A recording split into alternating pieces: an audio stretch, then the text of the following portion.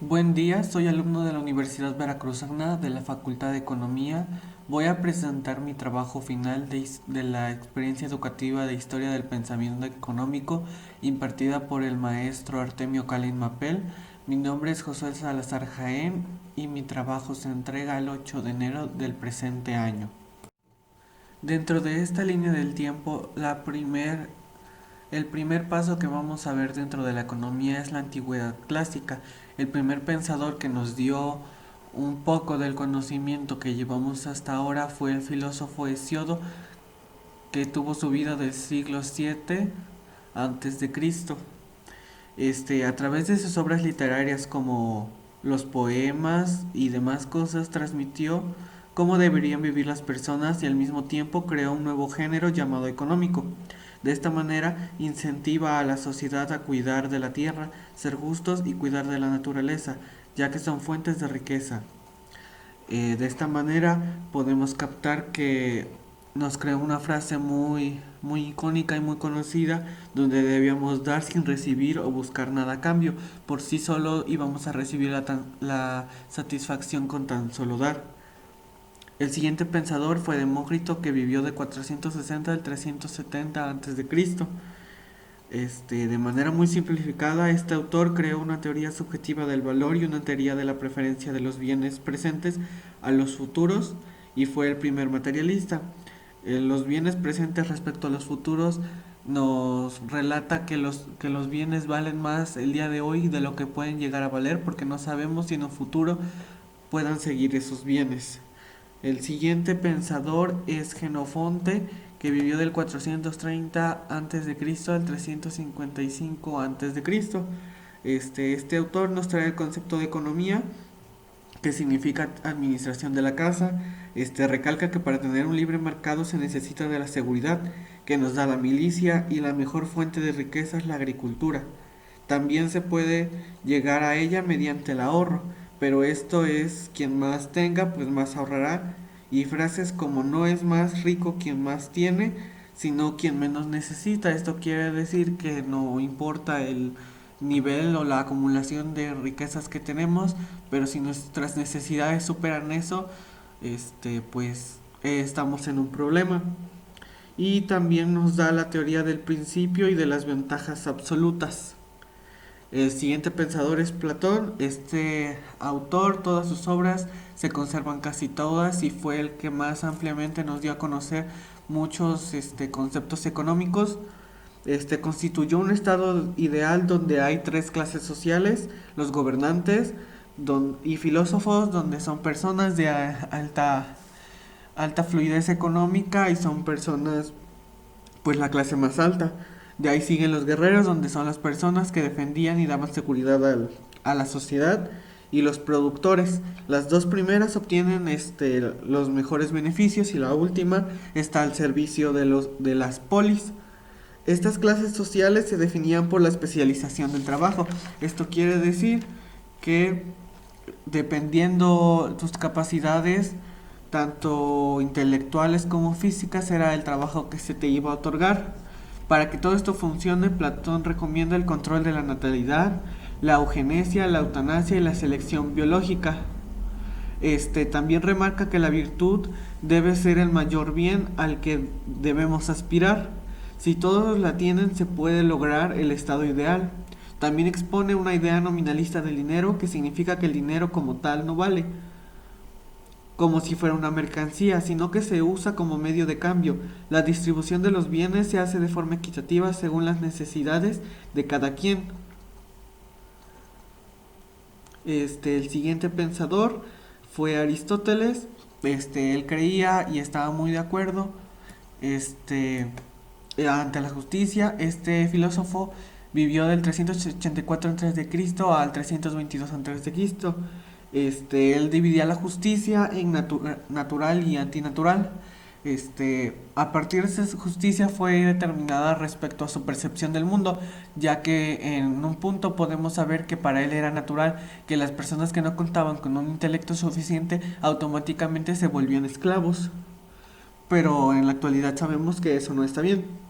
Dentro de los puntos que él marcaba, el primero es la crematística, que es la forma de adquirir la riqueza.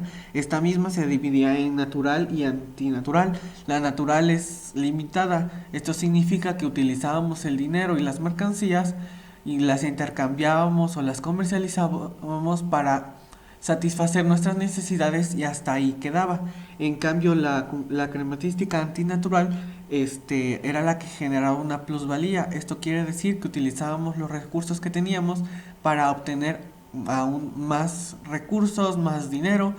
Por ejemplo, prestar dinero y a partir de que te lo devuelvan, generar un interés. Es- el siguiente punto a tratar es la propiedad privada, donde él sí estaba de acuerdo. El valor, precio, intercambio. En esta parte está la justicia conmutativa, que es la equivalencia entre lo que se da y lo que se recibe. Se preocupó por un precio justo a partir del costo del trabajo. No condenó los precios que se establecen sin la participación de la voluntad de los individuos, pero sí condenó el precio del monopolio, donde lo que esto significa que este autor no creía que dentro de los grandes negocios no habría problema en que hubiera una variación entre el precio siempre y cuando fuera justo. Sin embargo, no estaba de acuerdo en que los monopolios, donde es un solo vendedor, pueda modificar el precio cuando él quiera y como él quiera.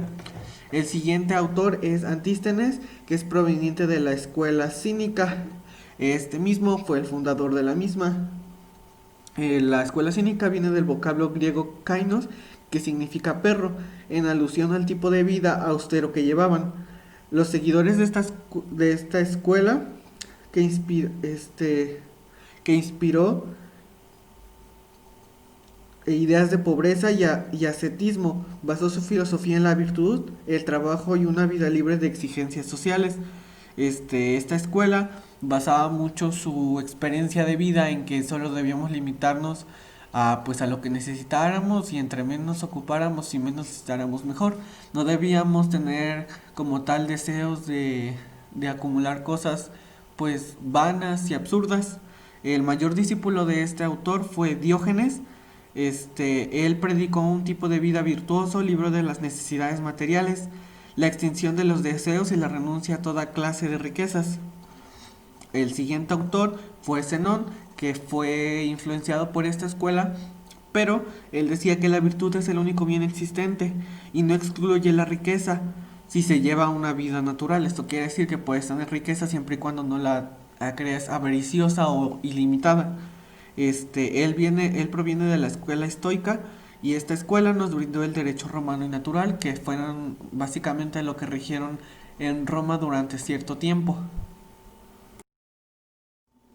El siguiente autor que vamos a mencionar es Epicuro. Él vivió del 341 al 270 a.C. Este filósofo decía que para obtener un enriquecimiento en la vida debíamos de llevar una vida sencilla, retirada y con tranquilidad de ánimo, o sea, hace la ataraxia. Él también nos dejó la filosofía materialista y hedonista. El siguiente autor es Julio Pablo, donde su vida fue del 180 al 235 después de Cristo. Este filósofo nos explica la naturaleza del dinero al estilo aristotélico, o sea, hace que significa que utilizó un medio más formal, más sintetizado y más científico. Aquí en este mismo expone una teoría nominalista del mismo. Al usar el dinero, la gente no piensa conscientemente en su valor intrínseco, sino en su valor nominal. Esta teoría nominalista del dinero pues habla respecto al valor intrínseco y al valor nominal. El valor intrínseco es el valor real o inherente, indistintamente de las cosas que se perciben en la sociedad, y el valor nominal es el valor del bien o dinero, del que puede llegar a ser. El valor nominal es lo que puede llegar a ser. Luego, los autores que escribieron sobre cuestiones agrícolas fueron Catón, que escribió el Tratado de Agricultura. El siguiente, Catón, Catón el Viejo, vivió del 116 a.C. al 149 a.C. El siguiente fue Pues Barrón, Barrón escribió tres libros de agricultura, llamados Rerum Rusticarum Libri 3, y el siguiente es Cicerón. Bueno, Barrón vivió del 116 a.C. al 27 después antes de Cristo. Este, el siguiente autor es Cicerón, que vivió del 106 a.C. al 43 a.C.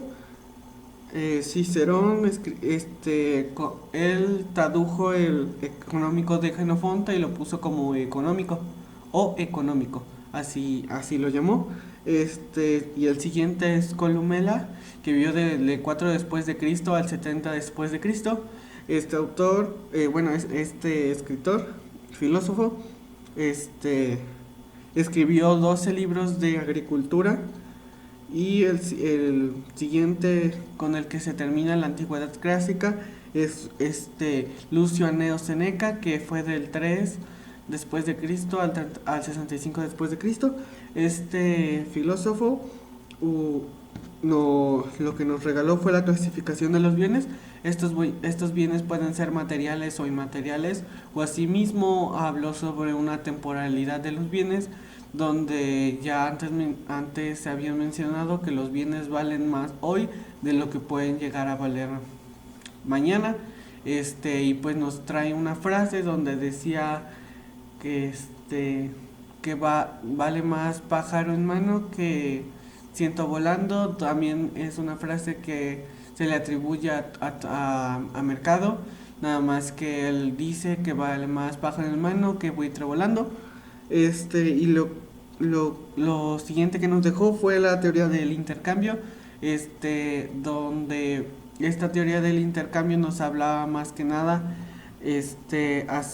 del intercambio simple, donde era dar y recibir, el intercambio especial, donde dábamos y recibíamos inmaterialmente lo que es la satisfacción o agradecimiento, y el intercambio completo es donde recibíamos ambas partes.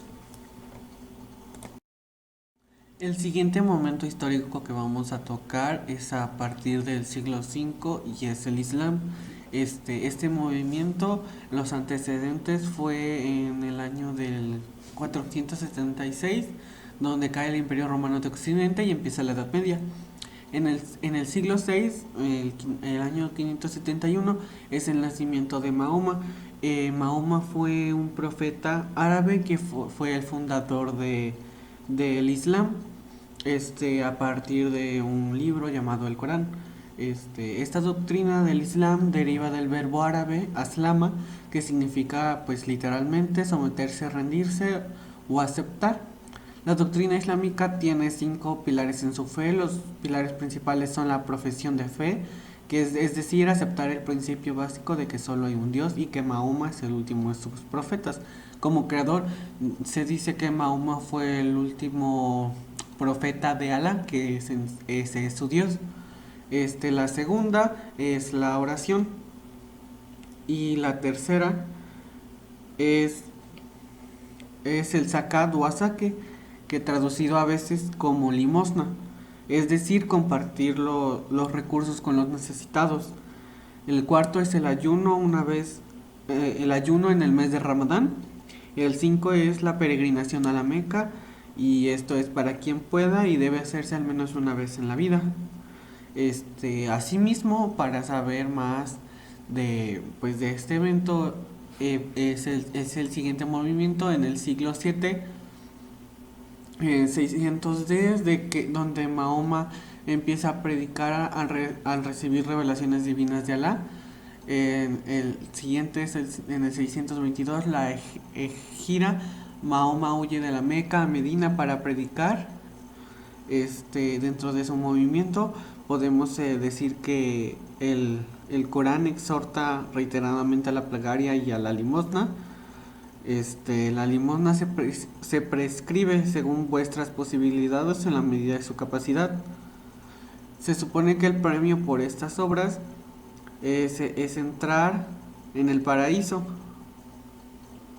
El dar limosna se supone que al dar la limosna era tu pase o tu boleto para poder entrar al paraíso.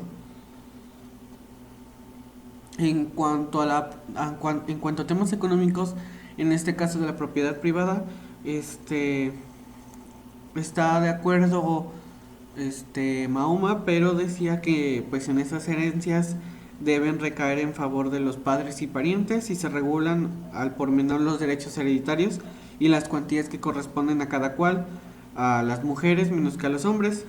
Recordemos que esta religión es un tanto sodomista hacia las mujeres. Luego, acerca del comercio, Mahoma no demuestra una actitud desfavorable al comercio porque pensaba que hay que tener en cuenta que él mismo lo había practicado. Además, condenó duramente todo tipo de enriquecimiento fraudulento e injusto, sobre todo el logrado mediante la usura. En el año del 632 fue la muerte de Mahoma. Eh, en En el año de 1661 comienza la dinastía Omeya. El siguiente evento fue en el siglo VIII, el 711, invasión de los musulmanes a la península ibérica. En el año 722 comienza la reconquista española, finaliza la dinastía Omeya y comienza la dinastía Abbasi. Y dentro de este mismo año empieza la expansión del Islam en el siglo VIII. Luego en el siglo IX continúa la reconquista española y continúa la dinastía Abbasi. Y para el siglo X, es prácticamente lo mismo, la reconquista española y la dinastía Abbasi. Posteriormente sigue el siglo XI, en 1055 es la invasión de los turcos y comienza a caer el Islam. Pero de igual manera, alzan otros pensadores, seguidores de Mahoma. El primero es Ibn Abdún, que su vida fue entre el siglo XI y el siglo XII. Este, este, este pensador fue un sevillano que vivió a finales del siglo XII y principios del siglo XII. Este, Abdún defendía precios no abusivos, justos y la evitación del fraude, el control de la calidad y la salud pública. Todo ello referido a los productos necesarios para los hombres. También que la autoridad pública fomente el cultivo de materias primas.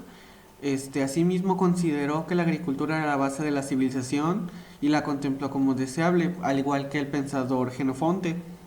Y por último, conviene destacar su teoría sobre la prosperidad general del país, basada en unas relaciones sociales de producción benevolentes y justas, y una tributación veraz y económica, o sea que los impuestos carecieran de arbitrariedad y fueran moderados.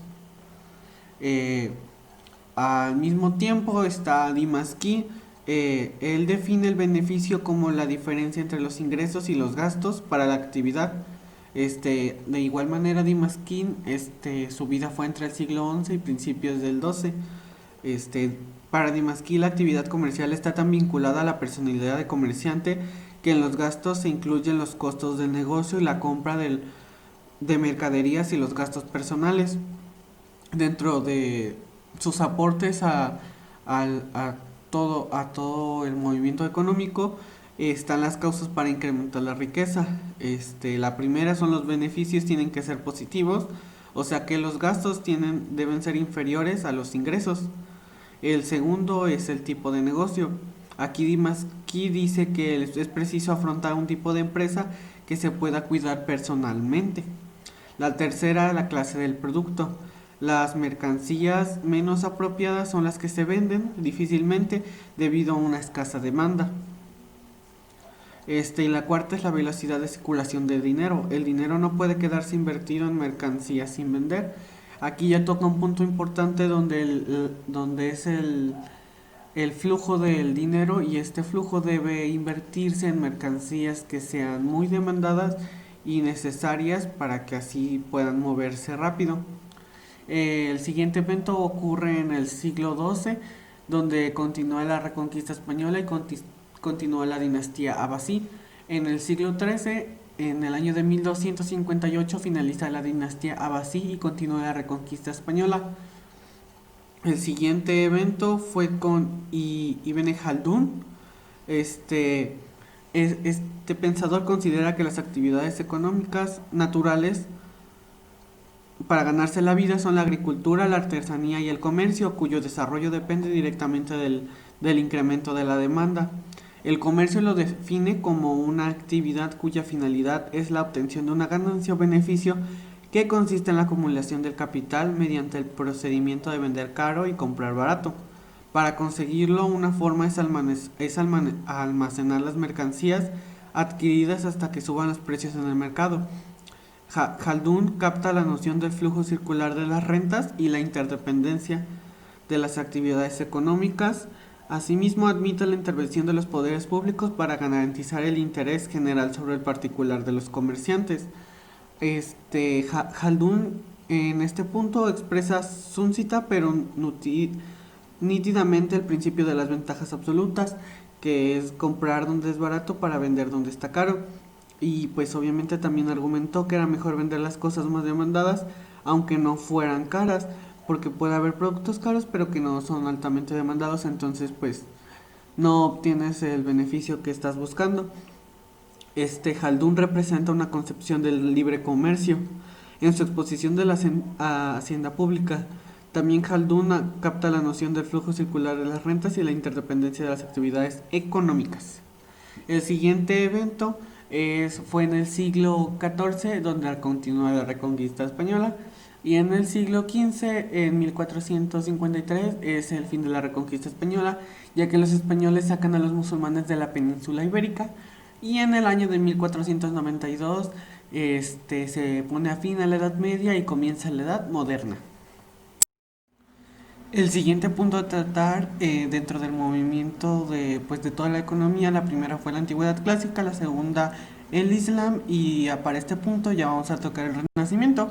Como saben, ese movimiento de Renacimiento se le conoce así porque es como un despertar para el hombre, donde quería explorar nuevas formas de vivir, nuevas formas de sentirse y no solo ser sumiso a lo que los demás le dijeron. Para empezar, este renacimiento se inició en el año de 1349 después de Cristo con la aparición de las monarquías. Ese fue su antecedente, y de manera entrada el inicio del Renacimiento fue en el año de 1401. Después de eso, en el año de 1413 después de Cristo, empieza la aparición del Parlamento monarca. El siguiente hecho fue el Cosme de Medici, donde se crea la Academia Platónica de Florencia. Otro evento fue la introducción platónica y el nuevo platonismo, donde fue la inquietud de la belleza, valor de la realidad. Y esto fue en el año de 1422 después de Cristo.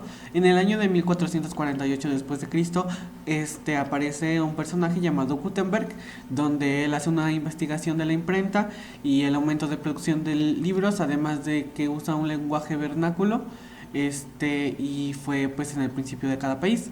Luego el siguiente evento fue la caída de Constantinopla,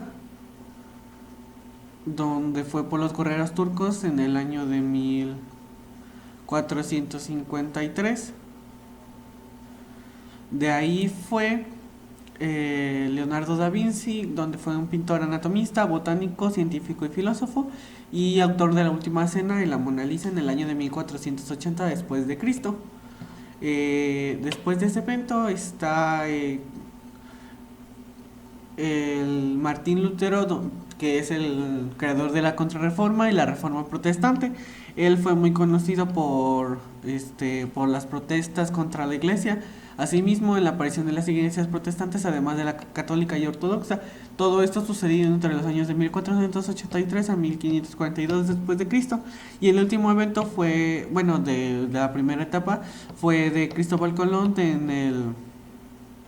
donde fue donde surcó al mar de América, y fue el saqueo de oro. Todo esto en el año de 1451-1506 después de Cristo, que fue básicamente la vida de Cristóbal Colón.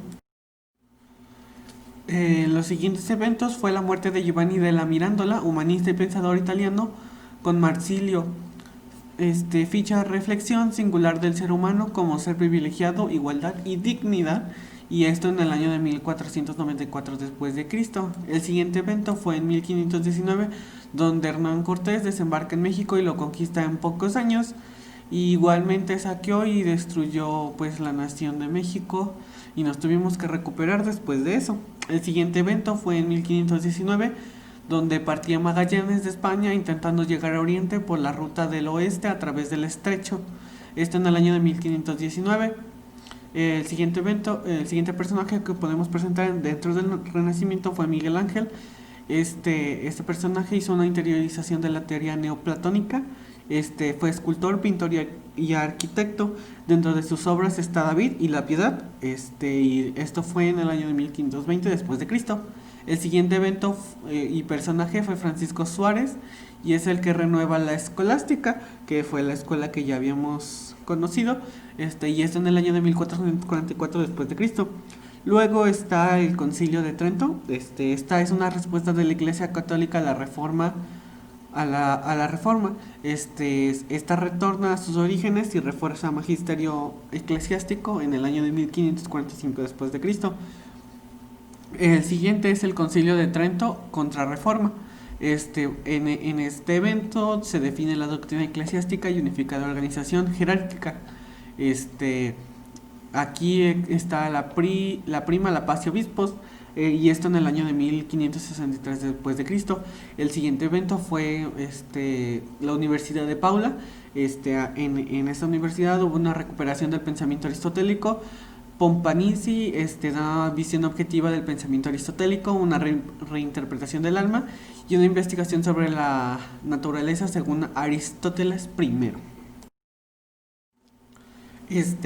Quise hacer una separación dentro de los eventos que fueron del Renacimiento y los personajes más importantes que contribuyeron de manera fundamental en los pensamientos económicos de ese tiempo. El primer personaje que vamos a observar es a Luca Pacioli, que su vida fue de 1445 a 1510. Fue un fraile franciscano y eminente matemático italiano nacido en Venecia. Los conceptos que aportó a la economía fue la teoría de la contabilidad por partido doble.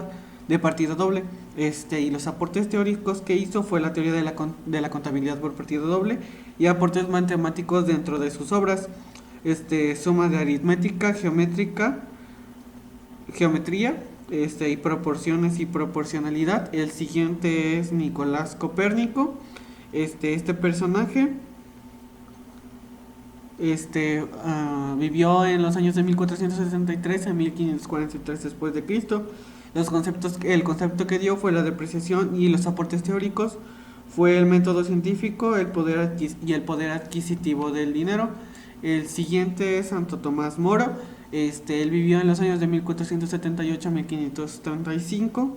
Este autor dio los conceptos de utopía, oligopolio y eutanasia. Muchos autores tocaron este tema, pero como tal no tenían el concepto lo dio este personaje. Santo Tomás Moro, al igual que Nicolás Copérnico, son autores laicos. Los aportes teóricos que dio Santo Tomás Moro fue la finalidad de la sociedad, la forma de gobierno, la propiedad comunal, el estado del bienestar, el valor de los bienes, la producción, la distribución, el dinero, la población, la paradoja del valor y la teoría nominalista del dinero. El siguiente personaje que vamos a tocar es Francisco de Vitoria. Él vivió en los años de 1483 al año de 1546. Este personaje, dentro de sus aportaciones fueron, nació en Burgos, de donde era su madre, siendo ascendencia paterna de Vitoria. Los conceptos que dio fue la justicia conmutativa, el valor de los bienes y la competencia imperfecta. Los aportes teóricos que dio fue la teoría del valor, interés del dinero, salarios, la teoría del poder adquisitivo del dinero. Y el siguiente personaje es John Hals. Este personaje no se tiene la fecha de su nacimiento, pero se sabe que murió en el año de 1571. Este personaje El concepto que dio fue de gremios y los aportes teóricos fue la función del dinero, el desarrollo económico del país mediante el fomento de las libres artes y de los oficios. El siguiente personaje fue Martín de Azpilicueta. Él vivió en los años de 1493 al año de 1586 de, después de Cristo. Los aportes teóricos que dio fue la teoría cuantitativa del dinero. Fue precursor de la teoría de la paridad del poder adquisitivo del dinero en el tipo de cambio, la teoría subjetiva del valor.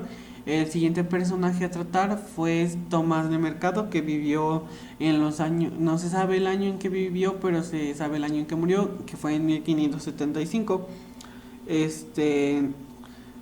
Nació en Sevilla, en México, o según algún historiador, y este personaje, los conceptos que dio fue el monopolio, escasez relativa, fijación del precio, valor nominal de la moneda y su poder adquisitivo.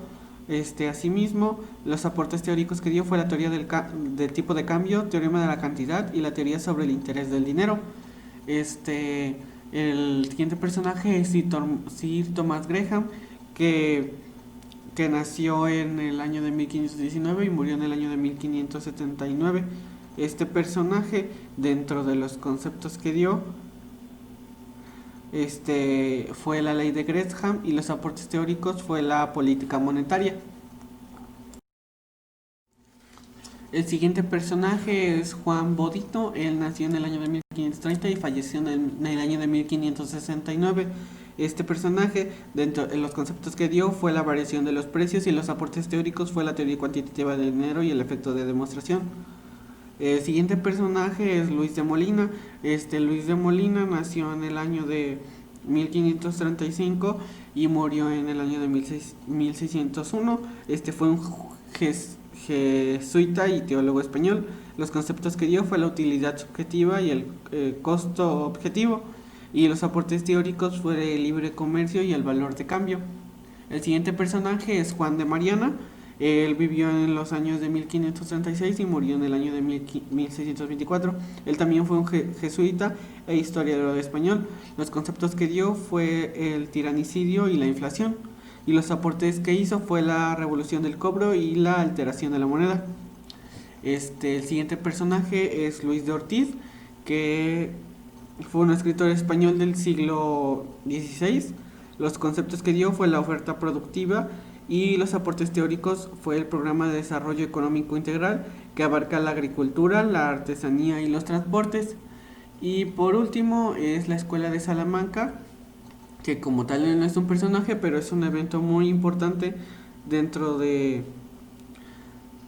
la economía. Esta Escuela de Salamanca fue fundada en el siglo XVII. Esta escuela, los conceptos que le dio a la economía fue la propiedad privada, la competencia, la libertad económica y la naturaleza dinámica de los mercados.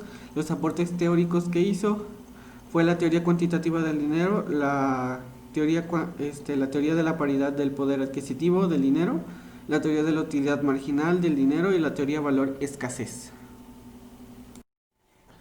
Ahora vamos a pasar al movimiento del mercantilismo. El primer autor que vamos a mencionar es Sir Francis Bacon, que su vida fue de 1561 a 1625. Este autor nos dio el concepto de balanza comercial y el método experimental. Recordemos que el mercantilismo como tal no dio aportaciones tan teóricas, sino que este pasaje en la historia era más bien de las experiencias vividas de los pensadores. Era un poco más de experiencia empírica que de cosas teóricas. El siguiente personaje que vamos a ver es Sancho de Moncada, que vivió en el siglo XVII. Este autor nos dio la depresión económica, nos dio el concepto de la depresión económica, el despoblamiento de la nación. Él hablaba de un despoblamiento de la nación, y esto debido al descuido agrícola, la escasez manufacturera, el mercado exterior, la explotación agrícola, industrialización y el comercio interior. También mencionaba una interdependencia de los fenómenos económicos y el producto nacional y el valor añadido.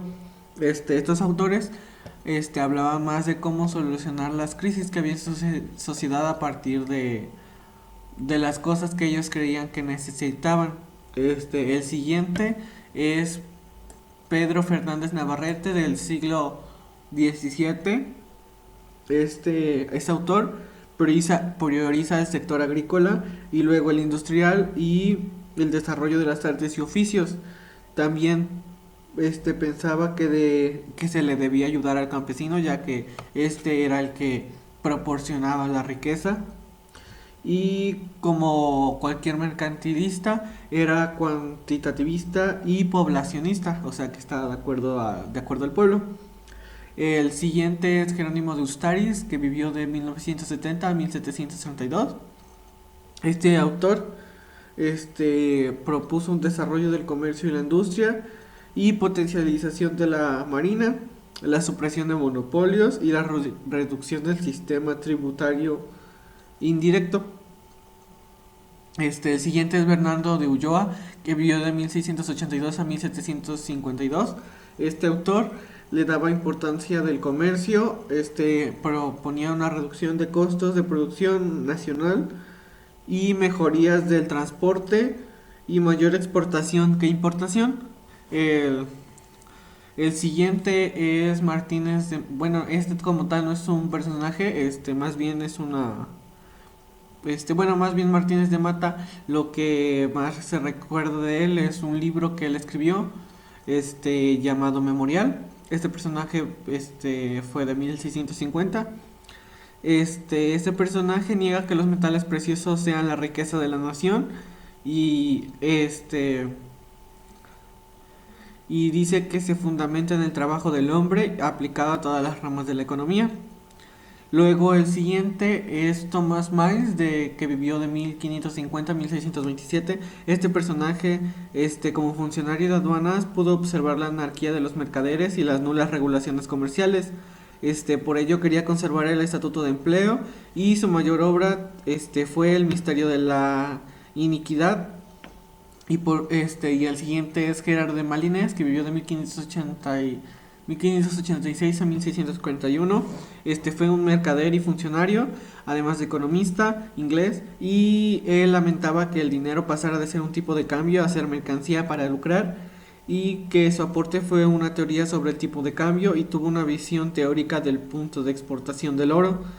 Y también él mencionaba que debía haber un control de cambios para mejorar la RRI, y dio conceptos de depreciación y apreciación. En la siguiente etapa del mercantilismo encontramos a Edward Michelet, que vivió de 1608 a 1654. Este autor hablaba más bien las soluciones que daba para el problema dentro de su sociedad económica era el libre comercio. El centro del círculo del comercio se encontraba en la balanza comercial. El siguiente pensador es Sir Thomas More, que vivió del año de 1571 al año de 1641. Para More, para él las causas de la depreciación económica no eran debidas a la exportación de plata de su compañía, sino a la devaluación de las monedas y la depreciación del tipo de cambio, que originaban una fuga de las monedas inglesas sobrevaloradas. Las soluciones que da para sus problemas económicos, es una mayor frugalidad en el consumo interior para tener excedentes exportables, un menor consumo de importaciones y un mayor de exportación, y sustitutos de importaciones y más pesca, porque decían que la pesca era una mina de oro. Aparte habló sobre la política de los precios, el concepto de elasticidad de la demanda, de las partidas invisibles, y él distingue la riqueza del tesoro, donde la riqueza es natural y antinatural, y el tesoro solo era el ahorro y acumulación de oro y plata. Él fue un precursor de la ecuación de cambio y presentó una teoría de la demanda de dinero en función de los beneficios esperados. El siguiente pensador es Sir Joshua Child, que vivió de 1630 a 1699. Este pensador tenía un pensamiento liberal en los negocios del Estado, era poblacionista y la actividad económica más productiva para él era el comercio y constató que el tipo de interés es una de las causas que afectan que afectan a los movimientos internacionales de capitales. El siguiente pensador es Sir Thomas Culpeper. Este pensador tuvo pensamientos muy parecidos a los de Child y su obra más destacada fue un tratado contra la usura presentado a la Cámara Alta del Parlamento en 1621. El siguiente pensador es John Locke, que vivió de 1662 al año de 1704. Locke se le considera el padre del liberalismo moderno. Para él la actividad que más contribuye a la riqueza de la nación, si no hay minas de oro y plata, es el comercio, y los factores en la producción son el trabajo y la naturaleza. Fue el iniciador de la teoría del valor trabajo y presenta un esbozo de teoría sobre el precio de los bienes basado en la demanda. Este Le da importancia del efecto demostración y expone una teoría monetaria del interés. El siguiente pensador es Sir Dudley North, que vivió del año de 1641 al 1691. Este pensador defendía el libre comercio, y este comercio era la riqueza de la nación. Y él recibió una educación autodidacta, por lo que como tal no dio conceptos o teorías, pero él pensaba y defendía mucho el comercio, básicamente. Pretendía que no hubiera muchas regulaciones para que tuviera un libre acceso al comercio. El siguiente es el conde de Shaftesbury, que vivió del año de 1671 a 1713. Él hablaba sobre un sentido moral y la capacidad de raciocinio, acciones virtuosas, interés individual para el bien común. Este autor habló más sobre la actuación y la vida del hombre como beneficio para la sociedad económica, donde el interés individual generaba una mejoría común. Digamos que hablábamos de un conjunto pequeño hasta un conjunto grande. El siguiente pensador es Tomás Campanella. Él vivió del año de 1568 al 1639. Él escribió un tratado de la Ciudad del Sol, donde describe cómo España en la conquista de Indias, su objetivo principal era conseguir los tesoros, pero indirectamente llevaron la fe del Evangelio al Nuevo Mundo. Y al llevar todos esos conocimientos, algunos pensadores como Adam Smith fueron influenciados y capacitados de esa información. El siguiente personaje es Francis Hutcheson, que vivió de 1694 a 1746. Este pensador hablaba sobre actos de benevolencia como medio armónico para los intereses públicos y privados.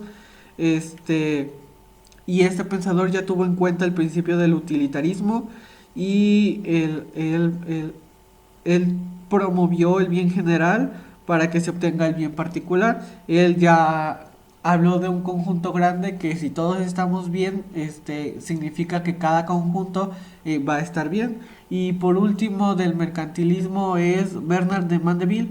Él hablaba de él vivió de los años 1670 a 1733 y él escribió una fábula, bueno, así se tituló, La fábula de las abejas, o vicios privados, beneficios y beneficios públicos.